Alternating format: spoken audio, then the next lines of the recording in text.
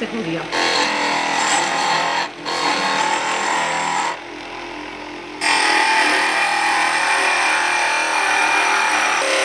Daha sivri bir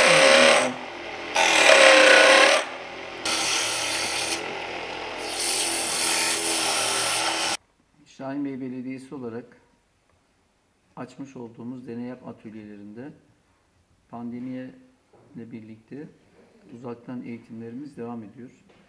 Açmış olduğumuz 5 tane deney yap atölyemizde ki bunlar doğa atölyesi, teknoloji atölyesi, uzay ve havacılık atölyesi, matematik atölyesi ve şu anda içinde bulunduğumuz tasarım atölyesi.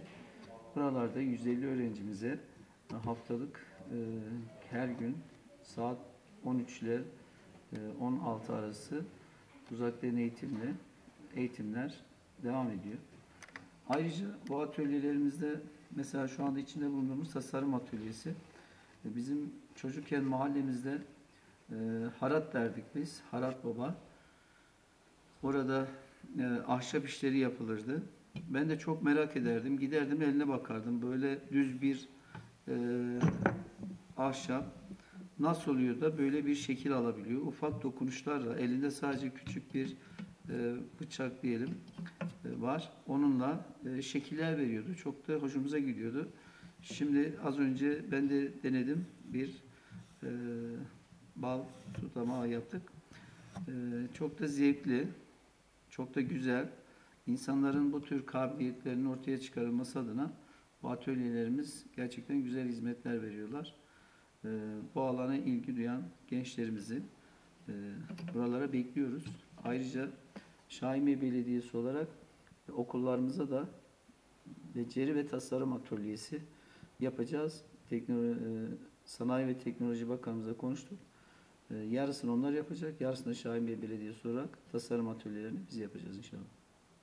Yine gençlerimizin ve öğretmenlerimizin teknolojiyle buluşması adına bu yıl 30 bin öğretmenimize Bilim Teknik Dergisi aboneliği, bir yıllık aboneliğini yaptık. Yine Bilsem, Fen Lisesi, Sosyal Bilimler Lisesi'nde okuyan 10 bin öğrencimize de Bilim Teknik Dergisi aboneliği yaptık. Böylelikle hem öğretmenlerimiz hem öğrencilerimiz bilim ve teknolojiyi çok daha yakından takip edebilecekler. Amacımız gençlerimizi teknolojiyle buluşturmak. Bu atölyelerde teknolojik anlamda merakı olan, ilgisi olan, kabiliyeti olan gençlerimizi çok daha ileri noktalara taşımak. Şu an uzay çağındayız, teknoloji çağındayız.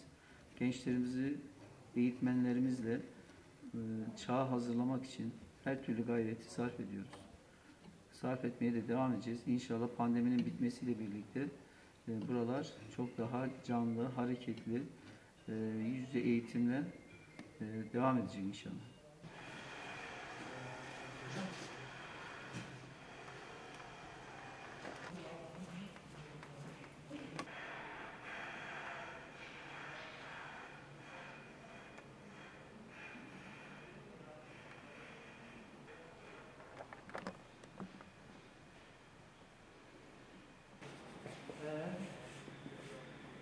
Tamam, düzeltmeleri gerekenleri düzeltler mahallede. Şu imanla ilgili bir şeyler yazmışsın.